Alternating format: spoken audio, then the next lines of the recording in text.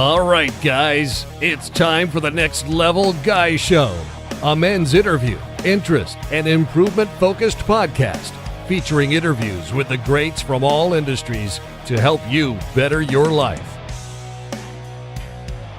Each week, a new episode features an interview with one of the greats, covering all aspects of their story, from life hacks to tips and protocols that have allowed them to live life on the next level.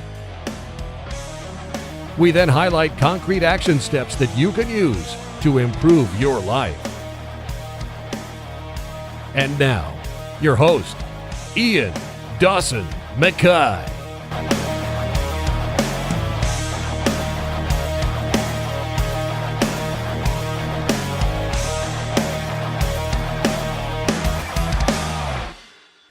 And today's guest is Jordan Pressinger. Jordan, more commonly known as Jordan Teaches Jiu-Jitsu, is a BJJ competitor, coach, business owner, and content creator. His YouTube channel has helped over 169,000 people improve their BJJ. His aim is to help and create content and courses that help you to improve your BJJ quickly and to understand it in depth. His style of teaching Brazilian Jiu-Jitsu is different than most, as its primary focus is on highlighting the universal truths, principles, and concepts within Jiu-Jitsu that are easy to remember and utilize, allowing you to learn BJJ at a deep level and level up your Jiu-Jitsu game. In this interview, we discuss Brazilian Jiu-Jitsu, concepts, skill development, competing, and how to become limitless on your BJJ journey. And now, let's get to the interview.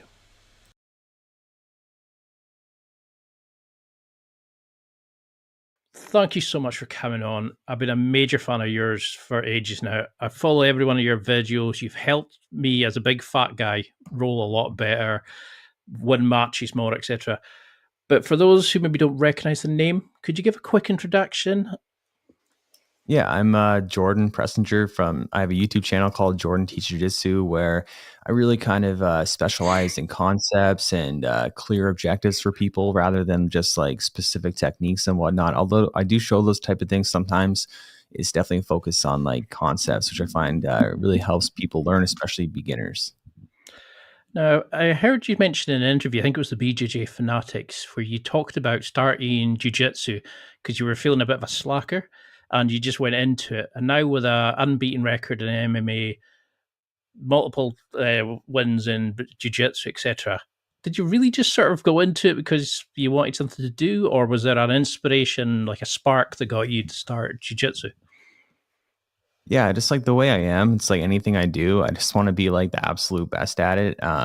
Just like my mentality, just like the way I'm wired, I guess. And I've just been like, to be honest, like a slacker, like my whole childhood and teenagehood. And I was like really good at sports, but like I didn't ever take it to the next level, even though I could have if I put in the effort. So when it came to jiu-jitsu, I just started training jiu-jitsu with the goal of being the best, being a champion, and getting to the UFC because I wanted to be an MMA fighter first. And, I had my eyes set on the UFC championship belt, and, things kind of went a little different. I kind of fell more in love with jiu-jitsu, and even though I still love MMA and I love striking, but that's just, I think one of the worst things that you can do is waste potential. So that's what I did as a kid, and I'm very regretful for that. But even now, I'm still currently wasting a little bit of potential because I know I could do very well competitively, but it's just hard with like a family and a business and the YouTube channel and everything's just so busy. But I do plan on getting back to competing, later in this year. I just need to get things in order, and then I'm excited to show everyone what I'm made of. I love how you're excelling at everything. Like, you've got a great family, you're a great father, you do all these amazing things, you're competing, you're coaching, and you're just like, I need to do more. It seems, do you think that's a personality trait of yours? It's always like you can push yourself better, because I know what it's like when you feel you haven't really, like, part of the reason I started this channel was because I wasn't living the life I knew I could be, but I didn't know how to take that step. You're very much a sort of self-taught person and learning all the skills you need. Do you think that's what's helped you become this kind of maestro in so many different things, that unquenchable thirst for success and for learning? Yeah, I would say so. I'm just like, super competitive, and like just when it comes to anything, it's like you play any like sort of game or anything. I just want to, I just want to win so bad. And like, I really enjoy like the competitive nature. So anytime we play like it can be a video game or board game or like cards, I like to like just talk a little bit of shit, not in like a negative, like rude way, but I like to get like, everyone just like hyped up, like they want to win and beat me and stuff like that. I just like that. I just find that really fun. So, yeah, like I have a hard time like sitting still and like doing nothing. I just like to always be doing stuff. So like, if I'm going to spend my time doing something, it should be something productive. And I view other people like that are successful just as normal people, because that's what they are. And I can be just like them. So like, my goal is to succeed in life and just have a great story, because like if your life is a book at the end of your life, you want to have an interesting story. And I want to have a super interesting story where people are going to read that and be like, oh man, that's pretty amazing. So like yeah, I don't know, I don't have like specific motivation too much. I just like doing stuff and achieving and whatnot. Because that's what I really liked about your channel. Like, was when I came in, every other sort of jiu-jitsu channel was showing you how to do a move, and then it was like, do this, flip into this, roll into this, back, and it was like, what the how on earth do you do that against a resisting opponent? What do you do if they do this? And then when I found your channel, and I was like, suddenly it clicked, because you were actually focusing on high quality footage of rolling against a resisting opponent, showing what they did right, what you did right, what went wrong, how they would fix it, the grips, and just it was beautifully done. It's so inspiring to see, and I think that's why you're so popular on it, because you're actually showing people how to use jiu-jitsu, not just like repetitively do a move. You're actually showing how to do it, and you go against big guys, small guys, world champions, and everything in between. But how do you see your students? Because, like we said, you follow your self-taught, sort of self-learning sort of mechanisms. Do you see people struggling in jiu-jitsu because they memorize a move but don't understand how to apply it? Because I'm always a big fan of like the kit Dale, learn the concept rather than the technique. Because if you know the concepts of how to use it, the technique doesn't really matter because you can apply it from anywhere. Are you a Roger Gracie fan of fundamentals only? Become a master of that, or Ferrara, who did pick 3 moves and became a god in them, or how? Where do you see guys going wrong in learning jiu-jitsu? Yeah, I would say there's a huge problem in jiu-jitsu where people they like think that technicality is like memorizing a bunch of techniques, and it's all techniques are just like grip sequences. So you grip here and then you grip there, and it's like a sequence. It's like a replacement system, so you're always controlling the person, right? And what people don't really understand, it's not taught, is the actual in between the grappling between the techniques, right? So like I think it's very hard for people to navigate and learn jiu-jitsu because of that. And that's pretty much what everyone's doing out there, just showing techniques. And like, I feel like they're doing a disservice to grapplers that want to learn. And I'm not saying like, oh, I'm better than everyone else, like as a teacher or anything like that. But like, I think I am actually teaching what people need to learn, which is like actually how to grapple. Right. So like, for example, like, if you're technical in jiu-jitsu, you should be able to just be in your half guard and never get your guard passed, because you're not giving them, inside position. You're not giving them underhooks, not let them grab your head and stuff like that. Those are so important. But instead, what you learn in half guard is like, do this sweep, do that sweep, and or this attack, that attack. And how are you supposed to memorize and do all these things when you're not even defensively sound and technical? So like yeah, I think it's a huge problem in grappling. So I'm trying to really, break away from the mold. And I've said this in other podcasts too, where it's like, to be successful on YouTube, you need to be either first, different, or the best. And, I wasn't first, that's for sure. And, but I knew I could be the best, but no one's going to realize I'm the best unless I'm different. So, my mind was always like, how can I do things different than everyone else? And how can I always improve? Like that's always on my mind, is always improving. So, I don't ever want to, I want to be the best in every area. That's just like, that's what motivates me. I want people to watch my channel and be like, that's the best channel there is, and, I think everyone on YouTube should have that mentality and be competitive with each other that way. But yeah, to go back to your question, like, I think, yeah, I just don't like, I had the same problem, like learning jujitsu, like how, like it's just, you just learn this collection of techniques, and it's just useless in my opinion. Like if you don't know what you're actually supposed to do and the objectives are. And, in my opinion, like everything is fundamentals for the most part, because you just need to learn how the body works, and, in relation to the other person's body, and you learn like leverage, and you learn, what grips to take and stuff like that. But, yeah, that's like, again, it's not taught. So like, it's very much, I think Bernardo's approach of like, getting really good at specific things is a very good way to improve quickly. I think Kit Dale's way of like conceptual is good, even though I don't know too much about what he's teaching, and so I can't comment too much on it. But like, I think some people teach concepts in a very confusing way, where it's like more confusing than even like just learning techniques. So like, I feel like if someone's trying to explain something and I don't even understand it, and I'm a black belt that's a decent teacher, it's like, how's a white belt supposed to understand this? So, yeah, I'm not a big believer in like advanced techniques, only in the sense that like the body works the way it works. And if you understand how it works, then these techniques aren't really that complicated.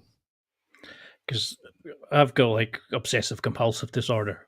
Sadly, don't have the one where I keep a clean house, but I've got the one where I focus on things. So if you show me a move, I'm like, great, but what do I do with it? Where do I go? And I found myself rolling in like installments. It was almost like, you paid 30% for this. So you'd suddenly stop at a really stupid place, because I was like, well, what do I do now?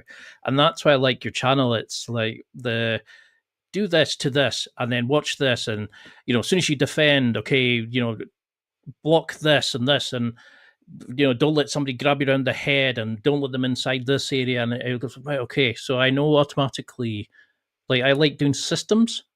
And I go, okay, I can do that, switch that. And I think that's why you're one of the best YouTubers, because you're showing people how to apply the move, and what to do when they do this, and where this went wrong and broke down. And that is really rare in jiu-jitsu, because no one wants to show that. No one wants to show their footage in case they get swept or whatever. And you're showing in your videos why you got swept, how you can fix it, how you switch between the two. That's really rare. And I love that you're letting us learn by watching you learn as you go along. But some say 2 days, 3 days, not enough for jiu-jitsu. Some say you need a day's like additional training and strength conditioning. I'm a big fan of some extra strength stuff. I've had Josh Settlage on. Don't know if you know him, but he's a big component on strength and conditioning in addition to this. Kieran Leferi that we talked about. I'm sure I'm butchering his surname. How do we structure a good training week? I mean, I'm 40 now. Does it change for the younger pups, or do we still think 2 days jiu-jitsu is enough? 3 days? Should we be splitting up a one session strength conditioning? What's your sort of take on a good training week for a jiu-jitsu hobbyist athlete, however you want to call them? Yeah, like it's hard to give specific advice, only because like everyone has different, different factors in their life. Like if people are more stressed out than others, they're not going to recover as quickly as other people. Like that's such an important thing, is to try to live a stress-free life, which I'm trying to do, because, when your body's in a state of stress, it's the exact same as being, you can't recover. Like you're not in recovery mode if you're stressed, right? So it's going to be very hard to train like 5-6 days a week if you can't even recover because your body's in a state of stress. So that's one thing that's really important, and everyone is so stressed out there, including myself, right? So like that's one thing everyone should work on. But and it also factors in what they're eating, their lifestyle, everything like that. So, but people say, I've heard people say that, oh, twice a week is like, useless basically, and those people are just crazy, because like, I think people take jiu-jitsu too seriously, and in the sense that like, it's just a good time. It's a sport. It's have fun. If you do twice a week, are you going to be as good as someone that trains 4 times a week? Like probably not, but are you still going to be good and enjoy what you're doing? Probably. And that's what matters most. And I've said this a lot in other podcasts as well, that like, I think if your goal isn't to be the absolute best in the world, then it's not a big deal if you're not the best in your gym, or you're not it's just like you can be not great at something and still enjoy it. Like there's things that I'm not great Yeah. at, but I still enjoy. And, if I put the time and effort, maybe I would get like really great at it, but I'm okay with like being mediocre at some things, but some things I'm not okay with being mediocre at, including jujitsu and martial arts in general. So, I think strength and conditioning is important for people that lack physicality, like, because I've just been really lucky to have genetically just like I can build muscle very easy. I'm very like strong and very mobile and flexible. And, I just kind of got lucky that way. So I don't really do a whole lot of strength and conditioning or anything outside of jiu-jitsu, just like a little bit. But, as someone, if they're just naturally kind of like weaker, yeah, they would definitely need strength is going to help them for sure.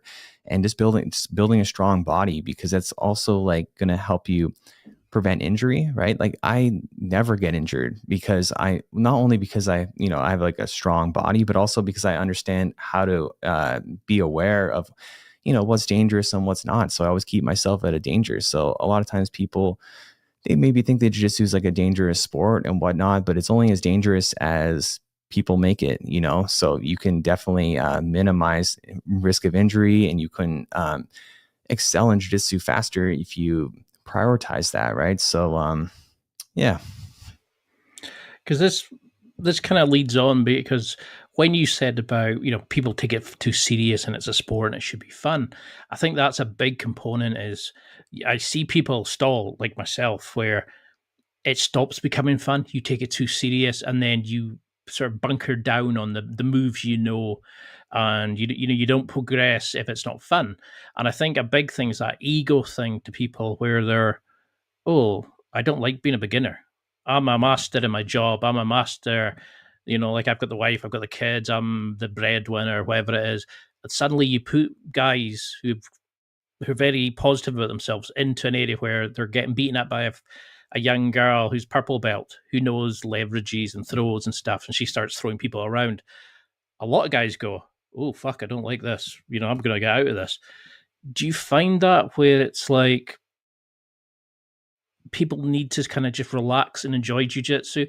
Is this how we can focus on the self-learning?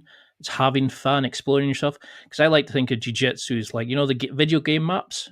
As you learn one thing, the bit more of the map opens up, so you learn the next thing, and it's that joy of touring around the map. How do you encourage that self learning, I suppose, self voyage of discovery in your students? Is there a way to ignite that spark in them? I don't know. I don't really think so. I think that you either, I think it's hard to get motivation if you don't have it. I think it's like you're motivated by things or you're not. So like, I'm Mm. motivated by certain things, and like I don't know, when it comes to like people not being not being happy with not being good at something, I think people need to get that out of their head, because like it's just a prerequisite to becoming an expert is sucking at something, and I just accept Mm. that 100% when I do something. Like when I started striking, it was like 3 or 4 years after I've been doing jiu-jitsu. So I was pretty good at jiu-jitsu. And then I started striking. I was terrible, but like I was okay with that, like because I knew I was going to be good. I knew that if I put the years in and the time, I'm going to be good. So another example is like I was commentating some like super fights, like a grappling event, and with another guy who's like he's done this many times before, and he's like good at interviewing and stuff. And like I asked him like, can I do like an interview like post match, like go up on stage in front of everyone and like ask the guy questions. And I knew going into it I was gonna be very nervous and just do it awful and say stupid things, and that's exactly what happened. I was just like I don't know, and I just didn't make any sense, but like that was okay with me, because I knew I had to be crappy at it first, and then I know next time I'm going to be better at it, and then next time after that I'm going to be better at it. So, That's what that's I just do in people this need. podcast every week. I'm like that. It's Yeah, the same with me, because when I started my podcast, I was not good at it at all, but it just came with time, and I accepted that. Same with the YouTube channel. It's like the YouTube videos at first weren't great, and people would tell me, "Oh, they like the videos," and I'd be like telling them like, "No, like thank you, but." It's just wait until you see like a year from now or 6 months from now, like then they're going to be yep. really good. So yeah, I just accepted that, and people need to accept that more. People just want to get good right away, but that's not how you get good. Because that's when I first started. I was like, I was really good at all the moves. I could do them. Like I was in a PE class, and it's like, oh, I'm a good boy. I can do all these moves. Suddenly going into rolling, I was like, what the hell is going on here? I didn't know how to hold people. I didn't know, because nobody had kind of showed me how you start using that. Nobody had kind of said to have fun. It was suddenly like I tapped. I was a loser. If I was getting beaten up by somebody, I was ashamed. I was like, what on earth? And I think that's the thing. It's like we need to stop taking it so serious. It needs to be fun. It needs to be, oh, let's go. I like being new because it lets me open up and learn about this stuff. Because how boring would life be if you only did what you were good at? Do you think, like, I kind of got into understanding of spatial awareness because I always thought being a big guy, I was brilliant. I could crush people, throw them around. I could catch people more often. What I found was long legs, long limbs, are not good. Big guys tend to have their elbows out, so they get like arm dragged and all sorts. How do you work with a student to understand where their body is in real time before they start rolling in the mats? Because I'm assuming, like me, they probably get caught with leaving an arm out, leave a leg without realizing it because you're so focused on try to stay up or focus or what you're doing, you forget, you're going here, armbar this, heel hook this. Do you think that's just learned by rolling more? Or do you think you can teach somebody, I don't know if you know Rob Bernanke, like base, structure, etc. Is that learned as you do jiu-jitsu, or is there a way to learn how to know where your limbs are in real time with the Matrix kind of stuff? I know it's a waffle question, but No. I think it's a combination of both because, I think that when you give people specific objectives, it makes things a lot easier. So, for example, we do a lot of drills at my gym, and a new person comes and they start with a drill that's like, passing the guard, but not just like, oh, you got to pass the guard. Because that's confusing. It's a lot of objectives there. But if the drill is very simple, like this one we do, it's you got to keep their feet off you, and if their feet touch you, which basically means they're establishing a guard. You have to do 3 jumping jacks. But if you can get all the way around to a 180-degree angle, right, to you don't have to drop down chest to chest north south. You just need to get that angle, right, to clear the legs, and then they do 3 jumping jacks. So the objective is so clear. It's like keep the feet off you and get around the legs, get around the guard. So I've had brand new students come in and they do that drill to start, and then when they actually grappling, it's a very specific objective. They understand that, so there's not so much going through in their mind. So I think that the more we can break jiu-jitsu down into specific objectives, the easier it's going to be for people, and then they can start learning and applying techniques, because everyone needs to slow it down. Like when I grapple, I really it's kind of different sometimes on the YouTube channel because I need to kind of keep it entertaining and be fast and stuff like that. But my normal grappling, I'm very relaxed, very just waiting for my opportunities, making sure my elbows are tight first, and just everything. They can't grab my head, and then people make mistakes because they don't know where to grab. They're like, crap, where do I grab if I can't get an underhook? I can't grab his head either. Where do I grab? And as they're trying to figure it out and trying to do different things, well, I'm just relaxed waiting, and then I take my opportunities. So, and it's not because, oh, I'm really good that I can stop them from, taking these grips. It's like, no, it's because I'm disciplined. I know I can't let them grab my head. I can't let them get an underhook. Those two things are just overpowered with how much they can help people. Right. So it's kind of a funny thing for me, because I can be so relaxed rolling and basically do next to nothing while the other person's trying to figure out what to do, and they mess up. And, if I can do it, other people can do it too. Because again, it's nothing special I'm doing. Certain things I use my physicality and, flexibility and, whatnot. But when it comes to just pure defense, it's nothing crazy. It's just preventing inside position and blocking space and stuff like that. Everyone can learn that. So I also talked about this in my last podcast for Talk Jitsu. I think sometimes people make excuses for themselves, oh, I'm not good because of this or that, or but in reality, you're just not technical enough. And it's not because you haven't memorized techniques. It's because you haven't understood the objectives. You haven't understood how important it is to do things defensively. And, if you slow it down, you can think about the techniques you did learn in class. But people, they're too busy thinking about the stuff they learned and trying to apply it, and not spending time just relaxing and being defensively sound. Because I'm assuming that you learn sensitivity, awareness, timing, etc. during a role. You kind of get better at anticipating where an opponent might go, or visualizing options, etc. Do you find that there are like basic concepts that you drill into your students? It's like you're saying, as soon as you defend, okay, I can't let them get, like an arm around their head. I can't let them, start stacking my knees towards my chest or something like that. Are there three? I know it's kind of a general question, but are there three basic kind of ideas that you want somebody attacking and somebody defending to do, so that immediately when you switch into attacking or defending, you can go, what was that again? Okay, make sure they can't get an arm around my head, close the space, this for defending, or I'm immediately wanting to open the hip and the elbow, or are there basic rules that we should adopt when attacking, defending in jiu-jitsu? Yeah, 100%. And I go over this a lot in my upcoming theory course, but I'll share just a lot of it now because I like talking about it. So yeah, we'll just get started with defense. Yeah, never let someone grab your head ever, because that's inside position. Never let someone grab an underhook, because that's inside position.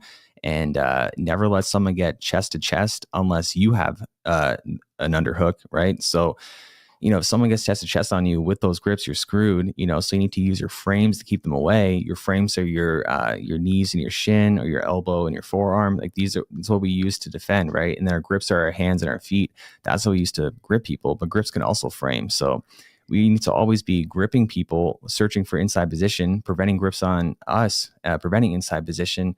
We need to always keep our frames in front until we can get grips, and we need to always make sure our frames are facing people, because like defensively, if your frames are pointing away from your opponent, they can't be used for their purpose, which is managing distance, right? So those things are really important. So when you're on the ground, say the bottom, you need to always be gripping, with everything you have. You've got four limbs, your hand, like your arms and your legs. You need to use every single one you have. Like if you don't, you put yourself at a disadvantage.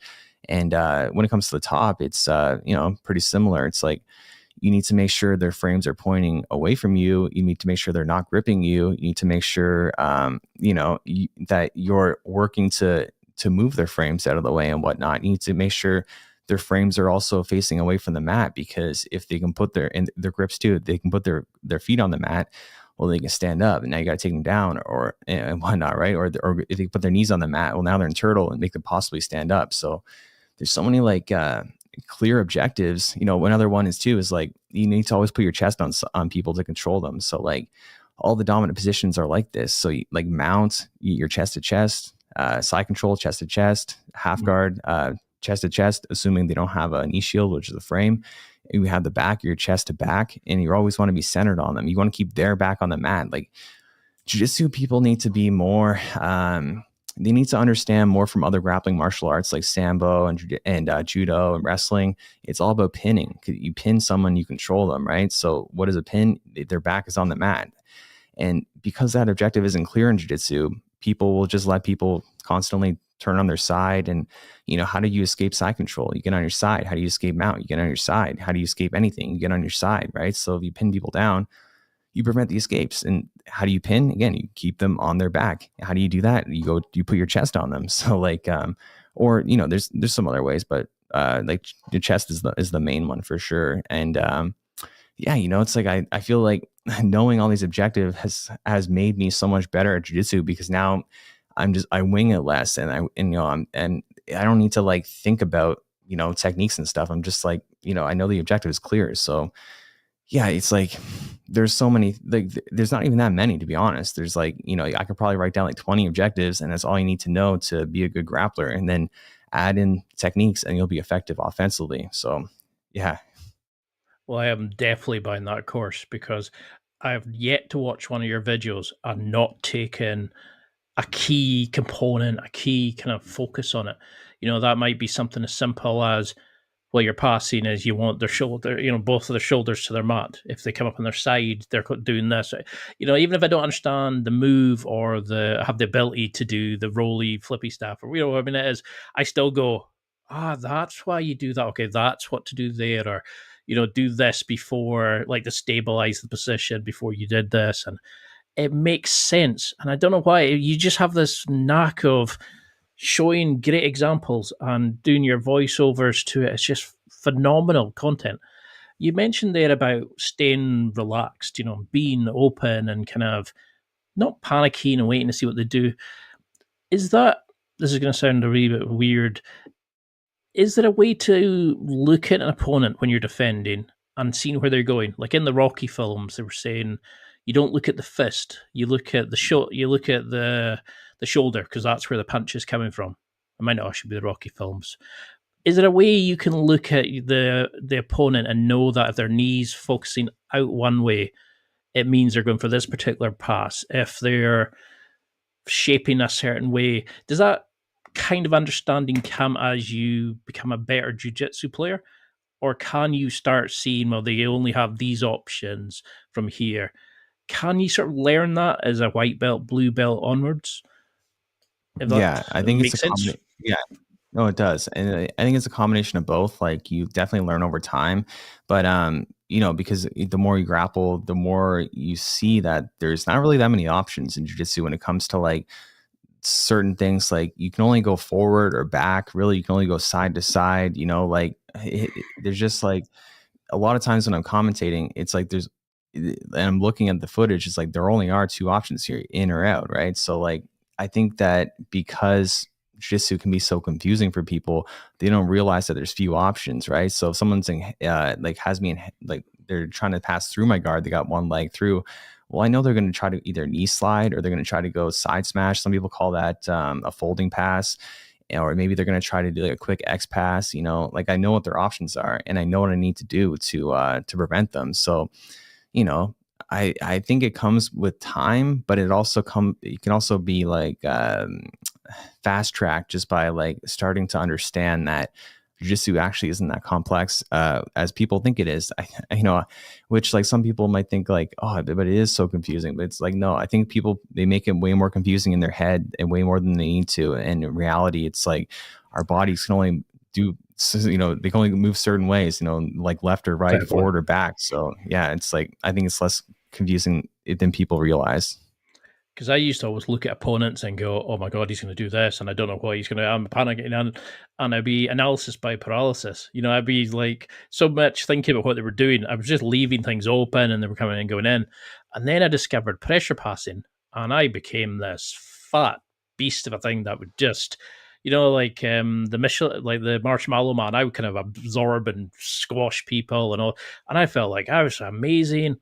And then I found I wasn't progressing as quickly as I wanted to because I fell back on always being top game, always being pressure passing. And I can't remember which video it was, but I remember you mentioning about how big guys need to defend, big guys need to do the like other styles like fast passing or fast game. They can't just rely on that. Where small guys need to learn how to pressure pass and stuff like that. How do we build a game where we're not reliant on like our physicality, or we're reliant on that worked for us? Should we all big guys be playing bottom and like guard retention and inversions and stuff? We're all small people trying to control people like pressure passing, tozzy passing, that sort of thing. Do we need to learn all round and start now rather than when we're purple, black, etc., and not having big chunks missing from our game? I think it depends, like I think people should use their physicalities, but at the same time, you want to use the minimal effective dose. So like, when it comes to, I can pressure pass, people that are my size and bigger, like that makes sense to do, or speed pass can make sense to do. But like, going as someone that's like 120, 130 pounds, like a lady or like a, smaller guy, like why would I be using all my strength on them to hold them down? Like, it doesn't make sense. So like, I find it more challenging to roll with someone very small that's technical than someone that's really big and strong, which it might be less technical because, yeah, I could crush these little people if I wanted to, but like I want a technical battle, So like, for example, there's like a lady at our gym. Her name's Tanya. She's 110 pounds, and we have great rolls all the time. It's not a waste of time at all for me. I need to out technique her, and I need to be aware of her, her size at the same time and not crush her. And it's like, I got to be like faster and use like angles and technique way more. So, because I've seen people online being like, oh, it's like a waste of time to roll with the ladies. I can just like, curl, I can just curl my arm to get rid of the arm bar or whatever. It's like, well, you're just like admitting you're just using strength, right? So, which strength is, you need to use strength 100% at times, but like, you don't need to use it on someone that's weaker than you, right? It doesn't make sense. It's like, yeah, some strength, but you use technique first, right? And then people that are, stronger than you, 100% use as much strength as you need to get the job done. It's like the minimal effective dose though. So, I think that people that are strong and big, they should, use that against people their size and bigger. Against people that are smaller, they should, change up their style, roll differently. Like there's time and place for different styles, and people that are smaller, they should, use their speed to their advantage for sure. And so like I've seen it before. People like they just kind of hold her in side control, and like if they do manage to pass her guard, and then they don't do anything, they just like, oh, it's a victory. I'm holding this person down, pinning them, but like they're using like all their strength to do it, and like what kind of role is that? You don't need to let people, kick your ass and stuff, but you need to keep the role going, right? So it's a really frustrating thing for me to see like people that are bigger just like use all their physical advantages, and to make up for the lack of technique.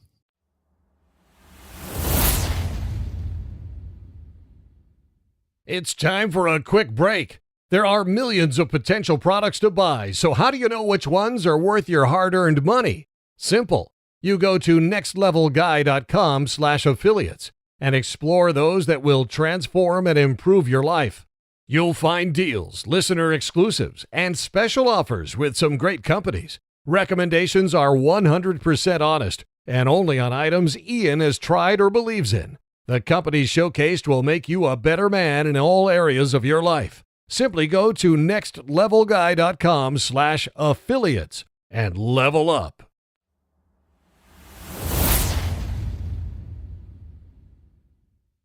So a lot of gyms come from the viewpoint that newbies should roll from their knees, or you occasionally get them when they then move to standing up, they go, oh, what do I do here? And everybody immediately pulls guard, or we have 5 minutes of that kind of hagging back and forth with no one really doing anything or no one really learning. What's your approach? Like one of the gyms I spoke to, they said you're not allowed to pull guard. Whatever you do in the first round, but close guard is banned, because it should be an advanced move that you use to set things up, rather than I'm going to hold you because I don't know anything else. So they try to get people to focus more. Do you have a rule with your students where they roll from the knees, or do you get them rolling from the feet and they are to do X, Y, and Z? What's your approach for a student when they're starting a roll? Yeah, so in my opinion, like rules like that are dumb, but that's just my own opinion. I'm not talking shit, but like because like people should just do what they want, and develop the styles they want to develop. Because like it's a recreational sport, if it was like a competitive sport, like in the sense that it's more like hardcore, like wrestling or sambo or judo, where it's like really like you got to win, it's going to be different. Or MMA, if we're training MMA and you're pulling guard, it's like, well, yeah, you're not allowed to pull guard. But like, this is jiu-jitsu. Most people are recreational practitioners, and the 100% takedowns are the most likely thing to get you hurt. And this is a sport people don't want to, people might disagree, but this is a ground sport. Like this is the one we do on the ground. Yeah, we need to get to the ground, but there's better sports for getting that job done, like wrestling and judo and sambo, all this stuff. So like, you can definitely get good at takedowns and utilize them if you want to, but if you don't want to, I don't think it's a big deal at all just to be on the ground. And like when it comes to actually being on your knees, I think that's pointless. Like two people on their knees, like trying to like wrestle each other down. But I think one person should just play guard and the other person work to pass. And, those are the skills that we're working on. Like those are the most important skills in jiu-jitsu. Takedown is not nearly as important. And, not everyone does it for self-defense. If you're doing it for self-defense, yeah, learn takedowns. But at the same time, I don't do takedowns every class. I start standing when I want to, when I feel like, yeah, it's a good night. I'm feeling good. Let's have some good rounds. I'm going to take you down. But like, I'm not always feeling like that. So I just want to start on the ground. Let's just do only jiu-jitsu. It's not a big deal. So yeah, having those rules, I think that they can lead to people getting hurt and not having as much fun. And just because the instructor thinks it's best for them doesn't mean it is best for them. Right. So yeah, I'm not a huge fan of that. Because when I started at Gracie Baja years ago, before I'm in the current gym I'm now, I can remember we all used to start on the knees in GB1, I think it was called. And then as you went up into the more advanced tab system, you were allowed to suddenly start standing from your feet. And I can remember people going, oh God, oh God. And then they would quickly sit down again because they didn't want to take a risk standing up, because suddenly that opened up this new world of like potential threats. But the gym I'm in now, they get you to stand straight away. If you want to pull guard, if you want to go to the ground, whatever, straight away, that's your prerogative. But they want you to learn takedowns. They want to, so you're not scared of being standing up, which is probably a better way to do it. But like you're saying, there's still a lot on the ground, etc. So how do you roll? Because I like how when you're competing, you seem to be 3 steps ahead. You're already thinking, I'll do this, that'll move into here, and I'll go here. But if he does that, I'll go here and not here. Is that just with skill, or are you automatically not thinking I'm defending? You're thinking, okay, spin off his hips here, put the knee shield in, that'll let me space here to go up and to take a back take, for example. Or, how do you think about it in chains rather than, oh God, he's pushing down, I need to block here, and then what do I do? How do you make jiu-jitsu an actual system in a way, rather than just this move, this move, this move? Because that's where I struggle. I don't know how to think a route that I'm going, rather than I'll do this move and then have no idea what I'm doing from there until I see another move. But I'm not chaining them together into an expression of jiu-jitsu rather than just a couple of words. Yeah, I think for me, it's probably a lot different than most people, or especially beginners, is because like, I don't think when I roll at all. Like I just completely go like blank basically. And sometimes it's to a fault where I'm like, I'm just like thinking about other stuff, but my body's doing what it needs to be done. So, you really develop muscle memory after rolling for over a decade. And your body knows what their options are, and, your mind does too. But I think it comes mostly down to the body for sure, because, you want to be, like the ideal place to be is in a state of flow, like Zen, which is actually, with like my gym, like the Enso symbol, it's to, what it means is to free your mind and let your body create. So it's really hard to flow when you're constantly thinking in your head. But, how do you get things done when your body doesn't know the answers, but your mind is, you need to rely on your mind to do it. But then if you think you're going to be slower and you're going to react slower. So it's a tough thing that I think that is mostly developed. But like I said before, I think it can be fast tracked by understanding simple objectives, because like it's just, headquarters is the perfect example. There's only so many things you can do in headquarters, and there's only so many things they can do when someone has you in headquarters. And it's such a common passing position. People should like learn the most common areas of grappling, which in my opinion, it's half guard and headquarters, because people, they often enter through the guard to pass, right? So those two things are really important. And then, also understanding like how to go around the guard, like Toriano passes, and then how to defend people going around the guard, which is, you grip on them. So I think that, it can be harder for me for sure to give advice on that, just because my circumstance is just so different, because I am I've been training so long and I am very technical. So it's like I just know what to do almost. Like I feel like, without sounding cocky, I feel like I'm always ready for anything, but it's not like because my mind is, because my body is. So yeah. So do you think that's a case of routinely learning the move till it becomes so so you have that sensitivity into it, but then throwing it into movement, looking, analyzing the opponent, learning, like you're saying, they can only go up, down, left, right, like the computer game characters, then thinking, okay, let's see this. Okay, that leads to this, so you get so used to that, you can switch your brain off. You can just focus on letting your body express itself in the movement, Yeah, if that makes sense. exactly. Yeah, and so many positions are like this where there's only so many things you can do. So for example, like if you're in like a half guard butterfly, you can do a butterfly sweep. You can, transition to like a shoulder crunch, like when you use your elbow, and or you could maybe you go underneath for X guard or something like that. But then if you really think like, how many more options are there from there? It's like, well, not a lot. So like, there's a couple others, but like, there's only so much you can do. And I think that one problem with jujitsu is that people have thrown out so much information at people where it's so hard to navigate and it's very confusing.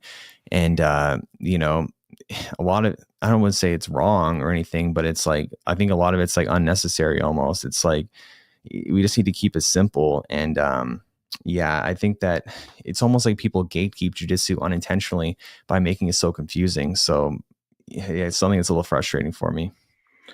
And do you think everybody needs to compete? Do you only kind of truly learn like who you are and how good you are at jiu-jitsu by competing? Because I think it was Rob Bernanke who said jiu-jitsu is one of the few sports where you can train at it without actually using it. Like in football, you go to your training, but you play in the game.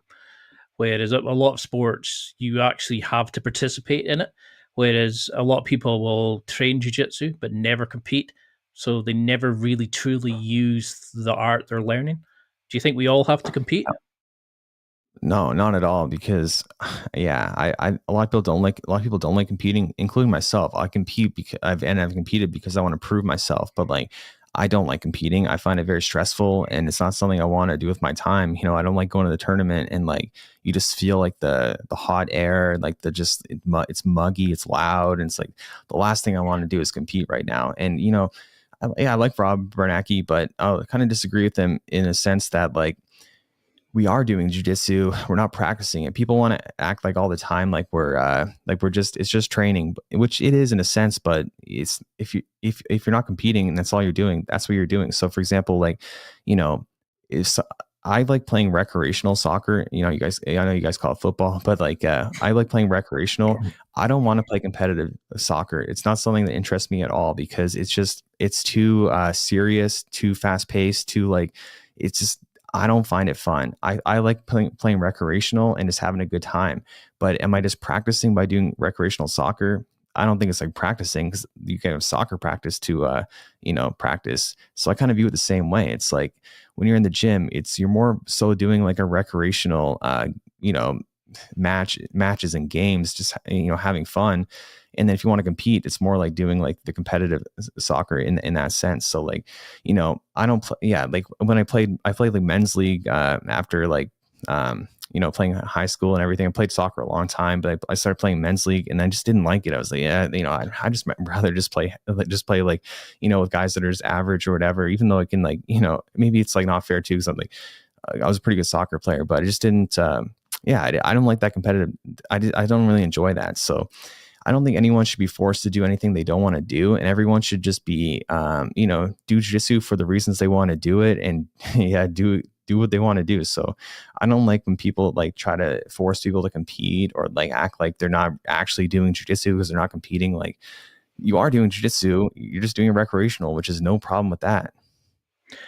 So then how would you take if somebody does want to compete, but they're wanting to actually build in and give it a good go? How would you go taking somebody from, yeah, okay, they turned up, had a good day, to actually on the podium?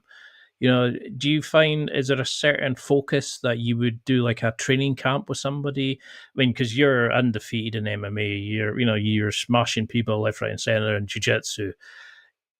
How do you dial in your training for a competition? Does it change? Does your eating change? Do you focus on certain things, or is it all just about rolling, having fun, and just giving it your all in the day? Do you change as a person when you compete? Do you think? Do you mentally shift? I know you probably have do you have like a mantra before you roll? Do you do anything special? How do you approach competing? Yeah, for me, like I do have a little bit of a mantra. It probably sounds like cocky, but like I'll just tell myself, like, I'm Jordan Pressinger. I can do this. They should be more scared of me than I am of them. So like, I just tell myself I'm Jordan Pressinger. So that's something that kind of helps me. And when it comes to getting people like ready for tournaments and stuff, I view it a lot as like I'm going to help them get ready, but their success will also be dependent on how much they want to win. So, I never needed someone holding my hand to train hard. I never needed that. I never needed someone to tell me do this, that, and this. Like I did everything I could to make sure that I got the win. And the same thing's going to happen because I probably will start competing later in the year, and I'm not going to need any help from anyone in the sense that like I'm going to make sure that I'm in the best shape of my life. I'm going to make sure that I'm ready to beat everyone. And, I'm going to leave no stone unturned. But like, if someone doesn't do those things, then maybe they just don't want it, enough. Because you can still achieve the results without putting, your all into it. But, when I do something, I want to make sure, I want to ensure results. I want to there's no question I'm going to win. So, you know, I don't like to like force people into like training super like harder than they want or doing things they don't want to do.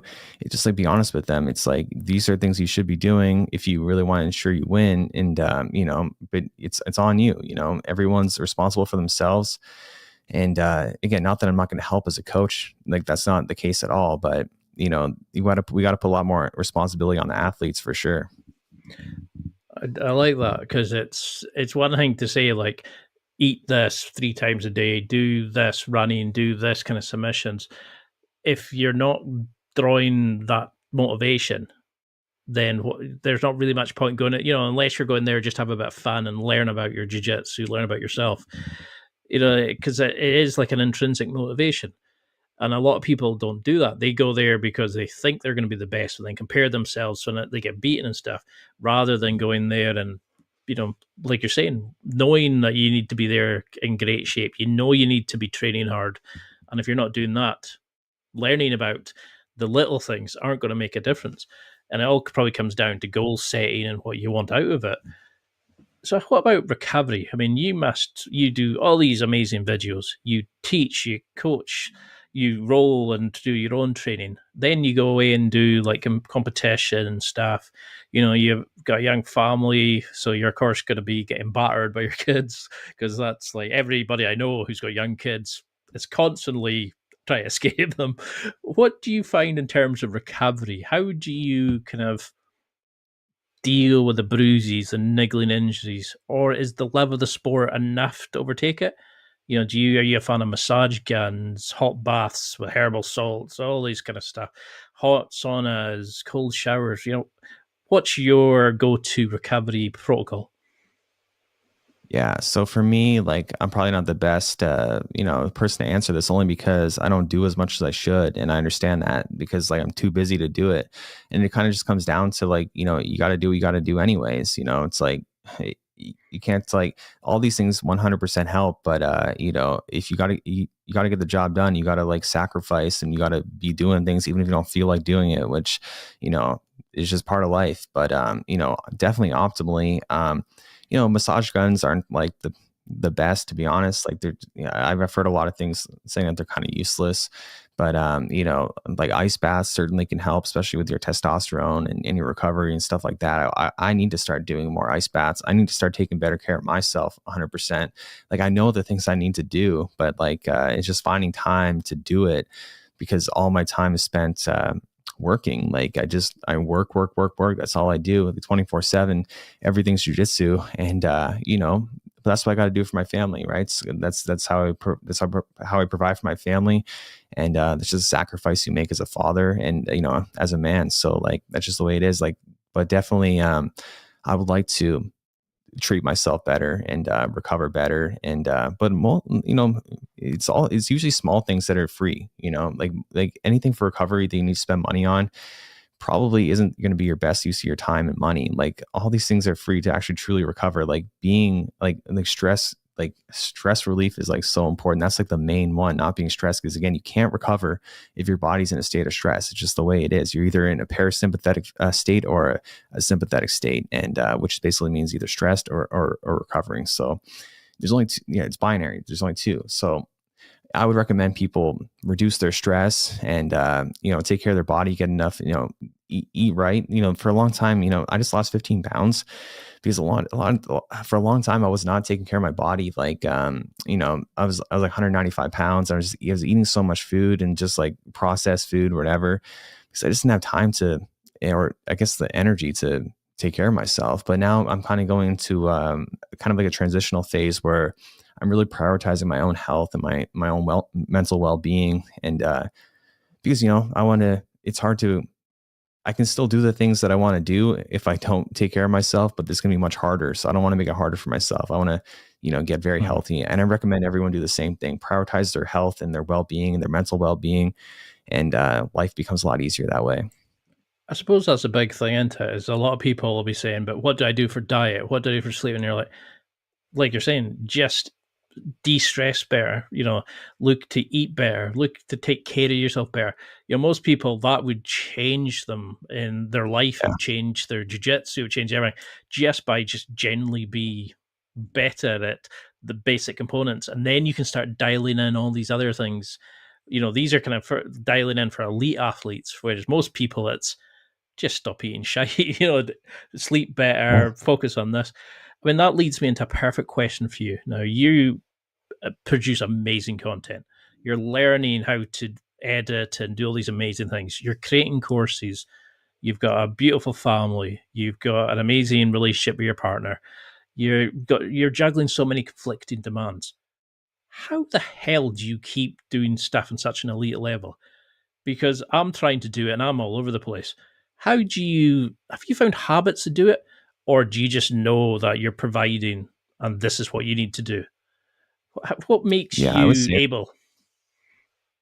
like, I just kind of see like the light at the end of the tunnel in a sense. I know if I work hard now, I can set myself up for a future of success. I know what that the course will be successful, help me financially and all this. And, that's like, I just kind of do it for my family. And, but 100%, like, it's not easy, but, life isn't easy. And I just accept that, like, I'll sleep when I'm dead. But like, I'm also very lucky that like, this is what I do for a living. I think it's harder for people that, work a day job. Now they got to come to jiu-jitsu, or they got to, maybe they're a content creator, but they also have, like a job on the side, but like, this is all I do. So like, yeah, that's what I mean, right? I can definitely sympathize with people in your position, because you have a lot on your plate, just like I do, but it's just kind of different. So like, like it helps me a lot just being like, having the freedom I have, like being self-employed and kind of like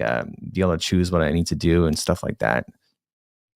So do you think doing the channel, creating this content, like getting to do the BJJ Fanatics instructionals, like your podcast, interviewing these amazing people, commenting, etc., has this made you a better grappler because it's opened you up into maybe areas of jiu-jitsu that you'd maybe not venture into? Or, like what do you want from this? Are you just wanting to keep making people better at jiu-jitsu? Is there an evolution of the brand? Has it made you better, and where do you want to take this?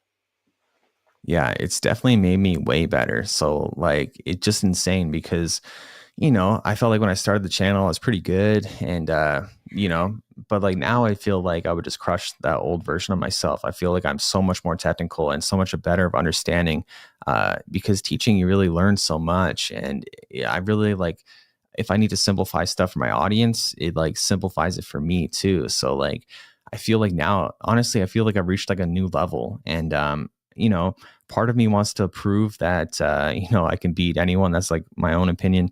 But like, you know, I know that's like, it's going to take a lot of mental energy and physical energy from me to prepare for that kind of stuff. I don't know. And I go back and forth between wanting to compete or not, because like, it's a bit of a selfish thing too. It's like, I want to compete just for glory, just to show people that I'm good, that I'm good. Right. So like, I don't know if that's the best motivation, like, because deep down, I don't really want to do it. But like, you know, what I do want to do is help people learn jujitsu and make it not confusing for them. Because again, I think so many people unintentionally gatekeep jujitsu by making it so freaking confusing. And, you know, like the way my mind works, it's like, I need things simplified, because I remember like, when I was like learning jiu-jitsu back in the day, you know, the instructor would show me, you know, they would teach whatever it is. And I would go back and I wouldn't remember anything. And it'd be so hard for me to like actually get it down. And no one told me these like simple objectives. And now that I understand these simple objectives,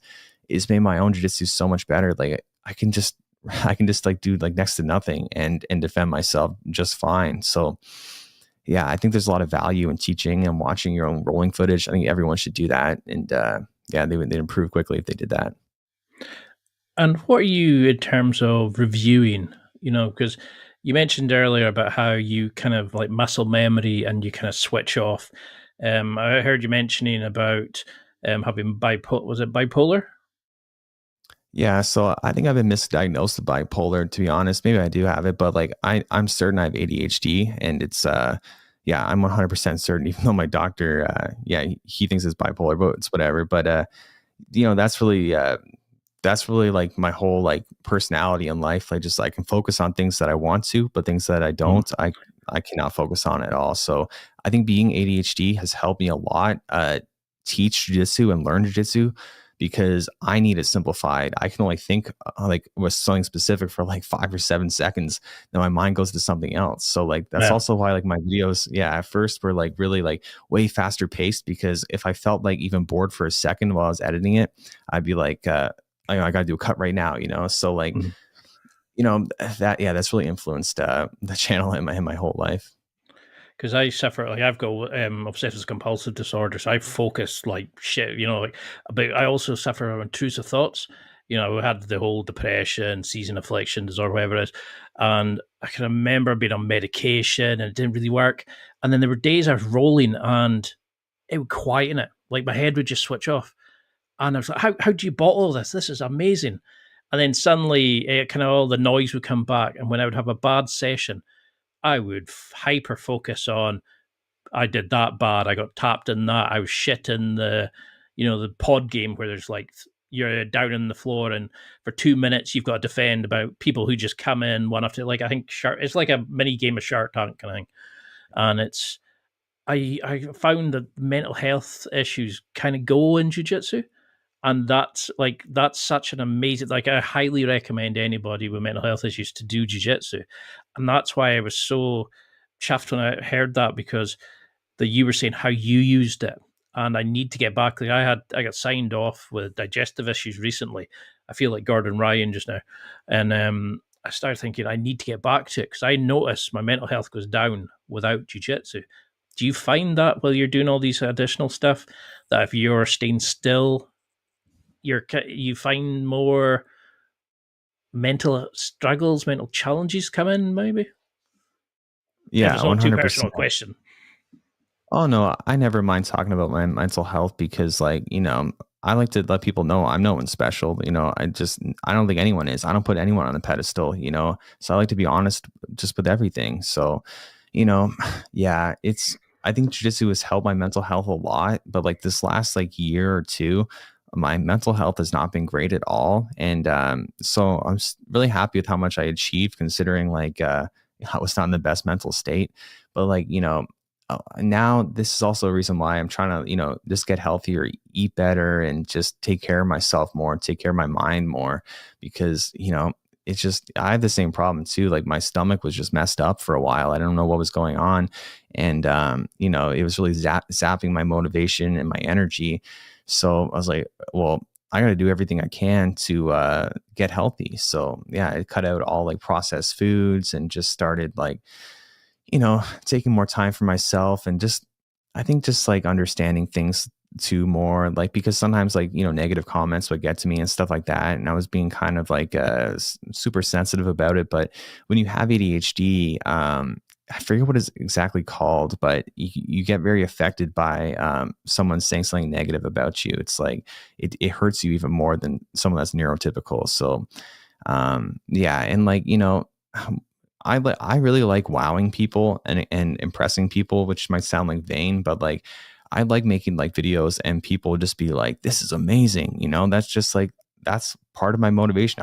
I enjoy that, and I don't think there's anything wrong with is saying that, because why would I not, But like again, because I like I'm like neurodivergent, it's like I have different motivations than someone that's like neurotypical. So I think everyone with a mental illness should definitely do jujitsu, even people without, because yeah, it definitely provides you mental clarity and just time away from your mind. But yeah, one problem is too is that the better you get and the more you can rely on muscle memory, you can like still be in your head and just be doing the thing still, and you're just like thinking about other stuff, which I need to work on for sure. But I'm working on every aspect of my mental and physical health.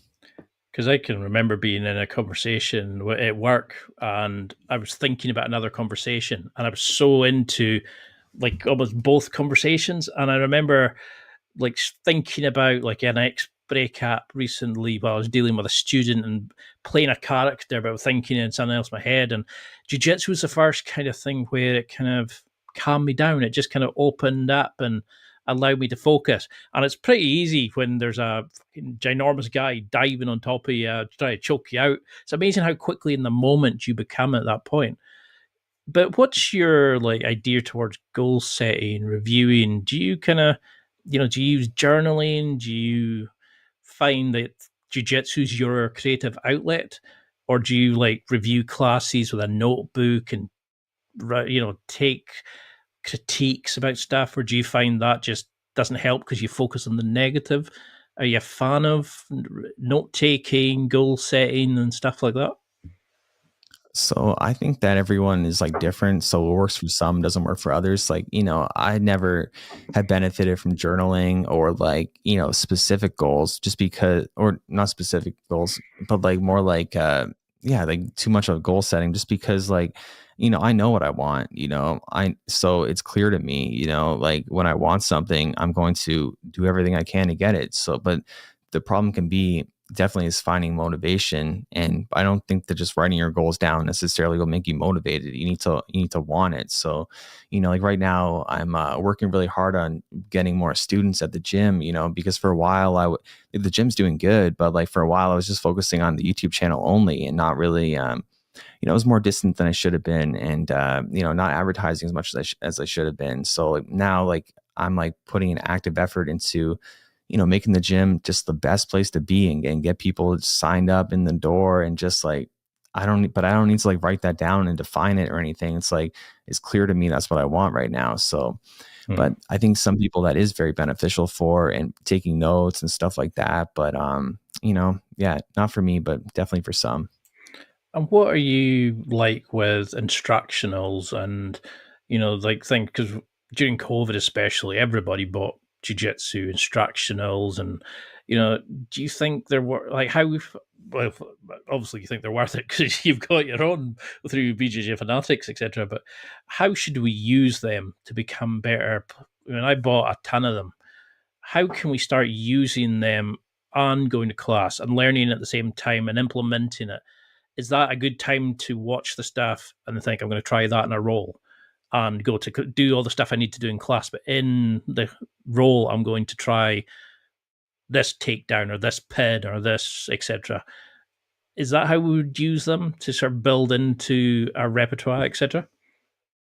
Yeah, so I would like focus on, just like a couple things at once only. And because I think that people can definitely have information overload. And like, for me, for example, like I can't read like a book. I wish I could, but like my mind won't stay focused long enough. And it's the same with like instructionals. It's like I can watch it and then the information just goes right out of my head. So like I need it very simplified. So yeah, watching instructionals and I think maybe taking notes in that case would be good if you can really, break down what they're saying into smaller points, which to me is something they should have been doing anyways, because I think a lot of instructors just talk way too much and confuse the shit out of people. I think you need to go into the role with like specific objectives from your instructional. If you watched it, you want to hit this, and if you don't get it, you go for this. Like just like two things, like A/B systems, and you can find that within watching the instructionals. But again, I think that the instructors should do a better job of making it simple for people. I definitely agree, because I used to ask that question to everybody, and they would say, do this. And then I can't remember who it was, said, the first thing to do is watch the damn things, because hardly anybody actually watches them. And I remember sitting there going, fuck, I can't remember actually putting them on. I'd watch 10 minutes and get bored of it, because I kind of learn as I go. And I started using Evernote, which is a great tool, free in most cases, and kind of building a chain of, if I do this, and taking notes of things. And it seems to help me to do it later on. But I think that's probably a good thing, as people are saying. It's like you mentioned earlier, is, look to be healthy. Don't worry about your diet. Try fix this. Try be healthier rather than I need to do this, and this. It's kind of dialing in the general stuff, then focusing on the stuff as you become more elite, etc. I think that's a great way as well of instructionals. Watch them first, then try to use them, then take notes, and because how many people actually use them rather than talk about it and get nowhere? Like you're saying, jiu-jitsu, you shouldn't need somebody to get you to go to class and stuff. And I think that's a good way of looking at it. I know I've used up far too much of your time, so what would you want people to take from this before I can get you on for a round 2 and get you on with some other great guests, etc.? That's if you want to come back, obviously. What would you? Oh, yeah, for sure. What would you want people to take as a go home message? Like a reminder from this. If you had to sum it up, you can do key points. You could say one general message. What do you want people to remember about jiu-jitsu from listening to you?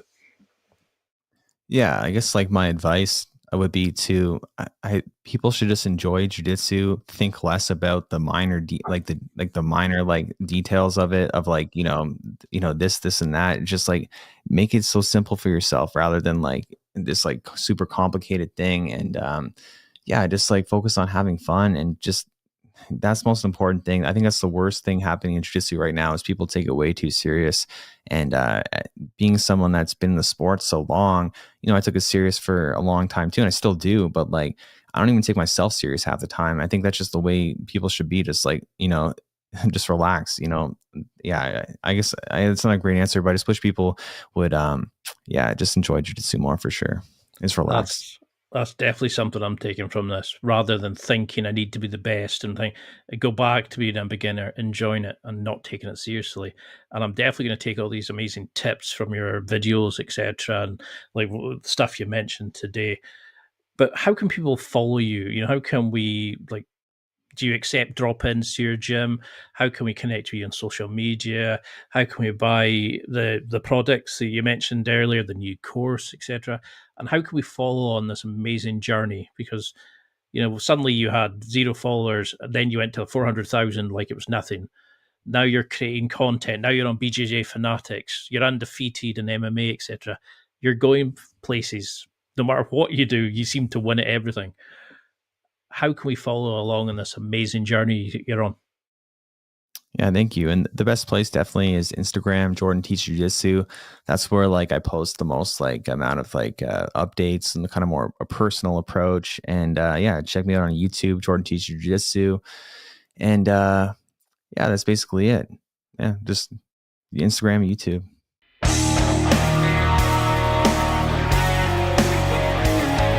Well, that's it for another week. And thank you for listening. It's now time to take what you've learned and use it to develop and enhance your life with the key points mentioned. Listen, try it, embrace it, use it, and crush it. Now's your time to hit that next level in your life. If you liked this episode, then please leave a comment on the show notes or a review of the show on your podcast platform. Everything helps evolve the show. Until next week, keep seeking the next level in your life.